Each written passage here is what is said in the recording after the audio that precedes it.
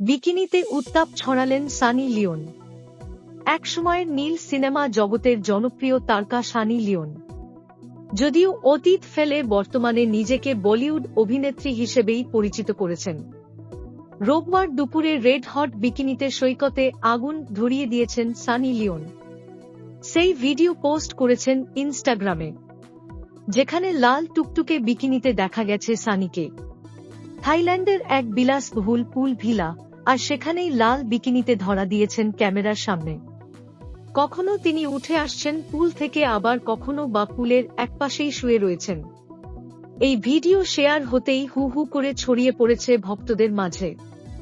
কেউ লিখেছেন, baby doll রূপেই হাজির হয়েছেন সানি। আবার কেউ বলেছেন, সাগরের লাল টুকটুকে জলপরি। আপনি কি বিনোদন, রহস্য এবং মজার খবর পছন্দ করেন? তাহলে এখনই গোলমাল চ্যানেলে সাবস্ক্রাইব করতে ভুলবেন না। ধন্যবাদ।